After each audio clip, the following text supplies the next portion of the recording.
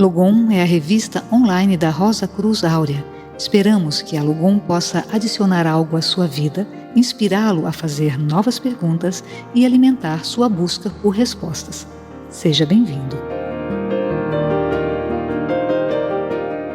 Catarismo, a religião do amor, parte 2. A religião dos bons homens. Em um primeiro momento, a religião dos bons homens se desenvolveu no seio da Igreja Católica Romana. Embora os cátaros não assumissem em sua totalidade os dogmas cristãos e rejeitassem o Antigo Testamento, eles reivindicavam o cristianismo primitivo, preconizando um desprendimento total da matéria, encarnação do mal, e uma purificação visando um ascetismo rigoroso. Evidentemente, um posicionamento tão radical logo atraiu a desconfiança da ortodoxia católica. Tal situação resultou em uma segunda fase, na qual a religião cátara era vista como um perigo para o futuro da Igreja Católica Romana, e na qual, durante cerca de um século, o catarismo se desenvolveu paralelamente, mais à margem do cristianismo romano. A terceira fase é constituída pela cruel e fanática perseguição a que foram submetidos os bons homens, os puros ou perfeitos, termo utilizado pelos católicos romanos para escarnecer daqueles que consideravam seus adversários.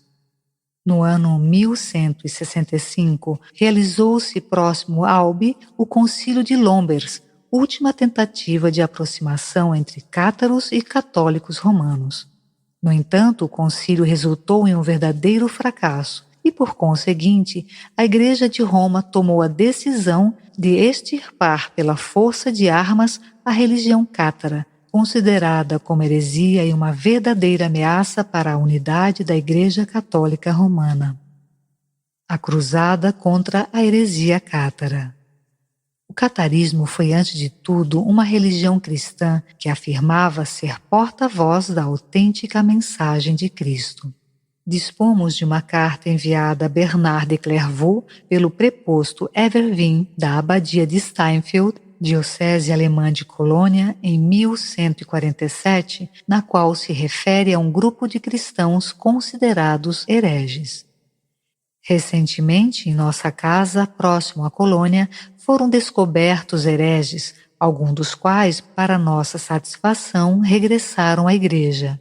2 dentre eles, a saber, aqueles que eram chamados de o bispo e seu companheiro, confrontaram-nos em uma assembleia de clérigos e laicos, na qual estavam presentes o ilustríssimo arcebispo e pessoas da alta aristocracia. Eles defenderam sua heresia com as palavras de Cristo e dos apóstolos. Quando ouviu-se tais palavras, eles foram advertidos 3 vezes, mas eles recusaram arrepender-se. Então, para nosso pesar, foram levados por um povo com demasiado zelo, lançados à fogueira e queimados. E o que é mais admirável é que entraram no fogo e suportaram seus tormentos, não apenas com paciência, como também com alegria. Sobre este ponto, Santo Pai, queria, se estivesse junto a ti, obter tua resposta quanto ao porquê desses filhos do diabo poderem encontrar em sua heresia um valor semelhante à força que a fé em Cristo inspira nos verdadeiros religiosos. Segundo o testemunho de Evervin, estes filhos do diabo diziam de si mesmos que eram a Igreja de Cristo, herdeira da tradição apostólica, porque eles seguiam Cristo, e que eram os verdadeiros discípulos da vida apostólica, porque não buscavam o mundo, nem possuíam casa, nem campos, nem dinheiro algum, assim como o próprio Cristo não possuía nada, nem permitiu a seus discípulos que possuíssem nada. Afirmavam que não são deste mundo. Evervin ressalta também que batizavam e eram batizados, não com água, mas com o fogo e o Espírito, invocando o testemunho de João Batista. Tal batismo realizavam-no pela imposição das mãos através do ritual conhecido como consolamentum. Os hereges cátaros questionavam os sacramentos da Igreja de Roma, afirmando que não era necessário batizar as crianças, nem rezar pelos mortos, nem pedir a intercessão dos santos. Em fins do século XII, Maître Armengaud de Béziers, em seu tratado contra os hereges, sinalizou que, de todos os seus erros, o de maior importância era a interpretação do sacramento do batismo.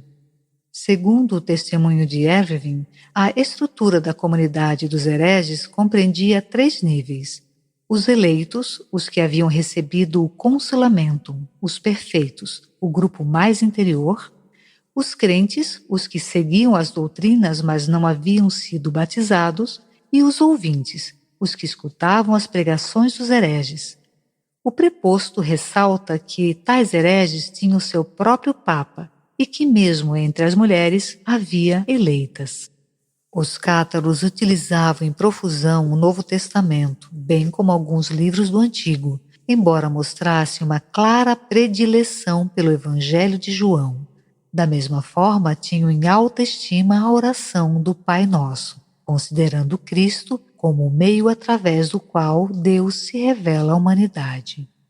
As interpretações das Sagradas Escrituras pelos cátaros não tardaram a desencadear a ira da ortodoxia romana, atingindo o ponto em que o Papa Inocêncio III organizou uma cruzada com a finalidade de acabar com a suposta heresia cátara. Dessa forma, em 1209, um exército de aproximadamente 30.000 soldados devasta o sul da França. Somente em Béziers, uma das primeiras cidades a ser tomada, foram exterminados mais de 15.000 homens, mulheres e crianças. Os cruzados, sob a liderança de Simon de Montfort, semearam o terror e realizaram a queima coletiva de milhares de bons homens. Convém indagar-se que horríveis crimes justificavam tão cruéis perseguições e massacres. Bernard de Clairvaux, considerado santo pela Igreja Romana e declarado inimigo do catarismo, em seus sermões 65 e 66 sobre o Cântico dos Cânticos, muito provavelmente tendo em mente a carta que lhe enviou Evervin, compara o herege com uma raposa que dissimula seus atos. Se os interrogais sobre sua fé, ninguém parece mais cristão que esses heréticos. Se observais seu modo de viver, considerá-lo-á irrepreensível em tudo, e o que apregoa prova-o em suas obras. Verás que frequenta a igreja em testemunho à sua fé, honra os presbíteros, dá as suas esmolas, se confessa, participa dos sacramentos. Há alguém mais fiel? Revendo sua vida e costumes, com ninguém é violento, não pressiona ninguém, a ninguém se sobrepõe. Além disso, empalidece pelo jejum, não come seu pão de graça, trabalha com as mãos para ganhar a vida. Apesar do tom irônico do texto, o retrato moral que faz Bernard de Clairvaux não pode ser mais louvável para os homens e mulheres chamados de hereges e agentes do diabo. A realidade é que o cristianismo dos cátaros e sua forma prática de vivê-lo ameaçavam as estruturas dogmáticas da Igreja Ortodoxa, pois os bons homens não acreditavam no batismo pela água, nem na Eucaristia, nem em qualquer outro sacramento da Igreja Católica Romana.